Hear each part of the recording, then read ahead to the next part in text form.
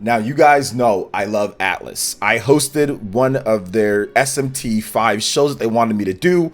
I've been a fan and I've been someone who's supported Atlus for decades now. Heck, the stuff that they've been doing recently with Persona 5 Royal on the Switch and on Xbox, and also having Persona 3 and Persona 4 come to modern systems, that was great. I loved SMT5 personally. They've done some good things. Now, it's not always all good. There's been some bad things, and I've talked about it before in the past.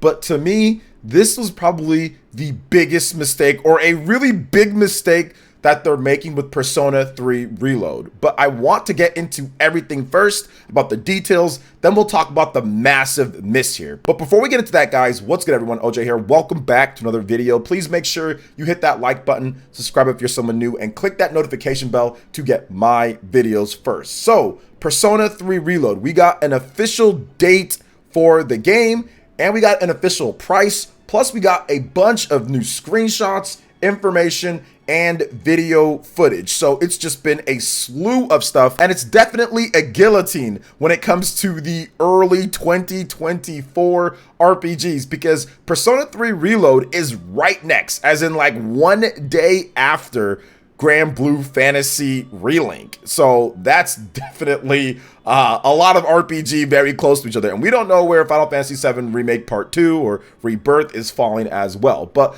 let's get into it here, because the game is $69.99. Yes, you heard that right. Persona 3 Reload, the remake of Persona 3, is a $70 game. It is making the jump, and I think it's across all platforms here. But we're going to talk about the big miss here. It's not just the fact of the price, there's some other things as well. So Persona 3 Reload will launch for the PS5, Xbox Series, PS4, Xbox One, and PC via Steam and Microsoft Store on February 2nd, 2024, worldwide, Atlus has announced. It will also be available via Xbox Game Pass. Digital pre-orders are now available. So the game will be available in the following editions. You have the physical edition, standard edition, for $69.99 base game, and that seems like it's across all the platforms. And I know some of you guys have reached out to where Persona 3 Reload is $59.99, like at GameStop, so you might be able to get it cheaper there. But the MSRP base game, according to Atlus, is $70 for most places. Now, they have a special edition for $199.99, and you get the base game, collector's box, art book, 2-disc soundtrack CD, downloadable content pack, which includes all purchasable downloadable additional content for the game, Persona 5 Royal Phantom Thieves costume set, Shujin Academy costume set, Persona 5 Royal Persona Set 1, Persona 5 Royal Persona Set 2,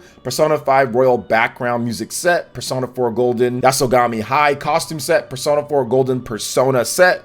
Now you have the digital editions. The standard edition, which is the base game, it is $69.99. The digital deluxe edition, which is the base game, digital art book filled with 64 pages of character art, concept art, backgrounds, and other illustrations from the game. Digital soundtrack, you can listen to newly arranged tracks from the original Persona 3, plus new tracks from Persona 3 Reload, presented by Atlus Sound Team, for a total of 60 new songs, which is not bad.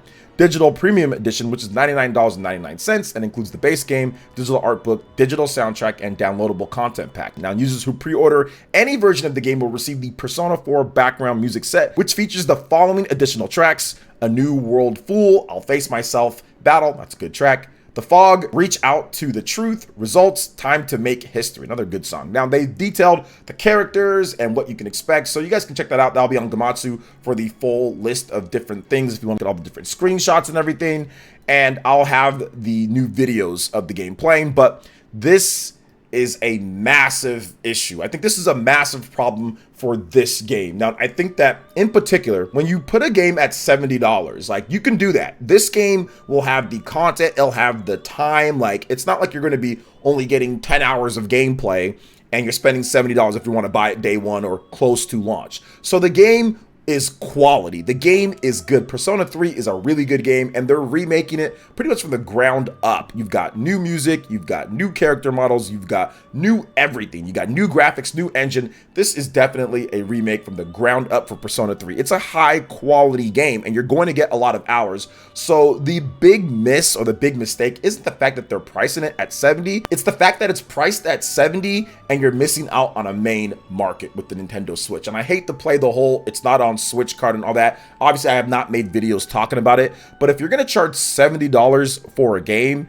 you probably want to have that game available on where people are going to want to play it a lot. And I know they have an Xbox Game Pass deal, which is great, and that's awesome to have that. But having this game, if you're going to put it at 70 and it's going to be cross-generation, it's going to be on Xbox One, it's going to be on PlayStation 4, and not having a Switch version where most of your market is and charging 70, who is this game going to bring in new? I don't think that a $70 price tag with this franchise, Persona in particular, with a remake, is a game big enough franchise-wise to bring in new players and a lot of people who have never played Persona to play a remake. You kind of want to modernize it for new fans coming in. The people that have already played the game, I mean, yes, they might want to play it again, they might not. But when you have a game like this, Persona, it's way more popular now than it was back when Persona 3 came out. You want to get new fans. And I'm not sure if charging $70 for a remake like this, even across cross-gen, like on PS4 and Xbox One, and then not having a Switch version where a lot of people are probably going to want to play this type of game,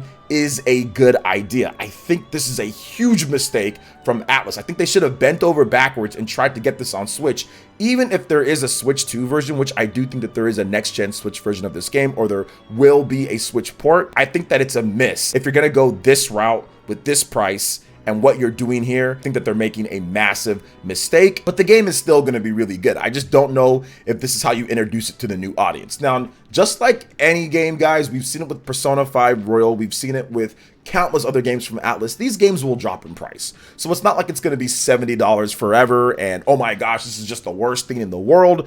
I just don't think that it's a good idea to introduce it to new fans at this price at a cross-gen type of game, right? It's a PS4, Xbox One game, and then not have the biggest market behind you. Now, when it comes to the actual game quality itself, I'm looking forward to checking it out. I'm definitely going to check it out at some point on PlayStation. I'll probably get a review code for it. So I'll probably get a PS5 review code for the game, and I will play it. And I think that it's going to be really good. However, you're also charging $70, right?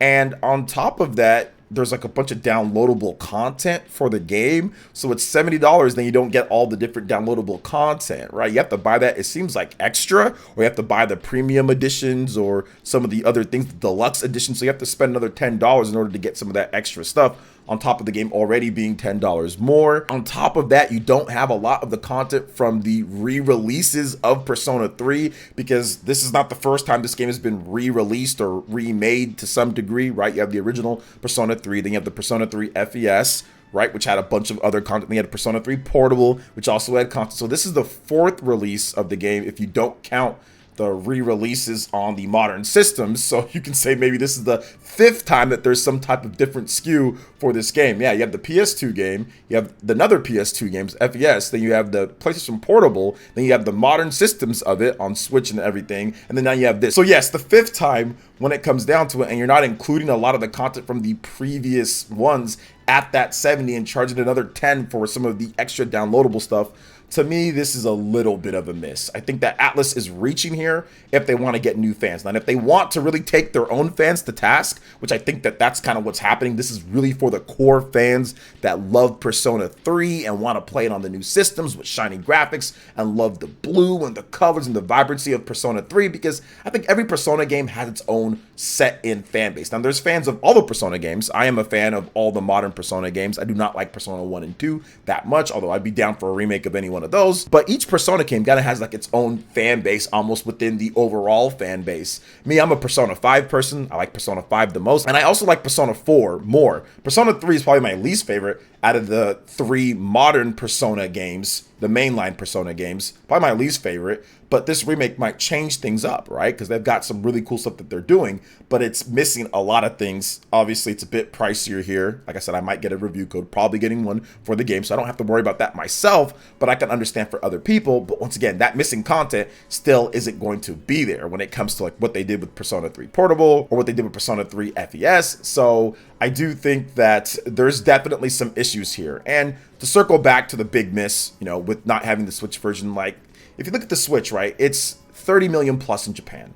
Persona is a big seller in Japan. Like, it's just the truth. If you look at the Persona re-releases, I'm pretty sure that if you look at the re-releases, the Switch was probably the top seller for that, based off the MPD, kind of what we saw with Persona 5 Royal and on the eShop and what's going on there. Now, ATLUS hasn't said anything because they obviously have like the Game Pass deals and stuff like that. They're promoting a lot of the newer releases, Game Pass, because that's the marketing deal that they have. But if we were to see those numbers, there's no doubt in my mind that Persona 3, Persona 4, and Persona 5 absolutely killed it on the Nintendo Switch. I think not having this remake for people to play, especially if you're going to charge that price, that's a bit rough when you're admitting 130 million people plus or so for this type of game that sells well when it comes to RPGs. That is definitely rough, and I think that it's a big miss and it's a mistake, but we'll see. We'll see how things go. I think that overall, ATLUS might have a plan for next year with the Switch 2, being able to get this port over easier, or maybe there's just a plan to market it in a certain way, or maybe there's nothing at all. I don't really know for sure, but what I do know is that the sales when it comes to Persona are good on Nintendo systems. So I think that some way or another, this game is going to come over, but we're going to have to wait and see exactly how it does and everything, because there was videos that I made talk about Persona 5 and how that was a miss too, and ATLUS saw those. They saw those like, all right, we'll make it up to you. We're going to put Persona 5 on Switch. So we'll see what happens here though, guys. There could be Switch 2 plans. I'm not so sure. Not so sure about this, omitting some of the content that we've got from previous re-releases of the game, on top of it being 70 across the gen. And once again, I'm not sure if it'll be good for newcomers that want to get into this at that price point. Maybe cheaper, but not at this price point. So we'll see how it all works out. But overall, the game is worth the $70. I think the game will be worth the $70 in terms of gameplay and content. There'll be enough there to justify that price point. But we'll see how the fans and how the general audience that are somewhat interested react and buy the game or not. So what are your thoughts on this, guys, when it comes to Persona 3 Reload? Was there a big miss? Am I off base on this one? Let me know in the comment section. Also, make sure you hit that like button, subscribe if you're someone new, click that notification bell, and check out our videos right here on screen. Talk about Persona, RPGs, best games on Nintendo Switch, and more. Thank you so much for watching. We'll catch you for the next one. Peace.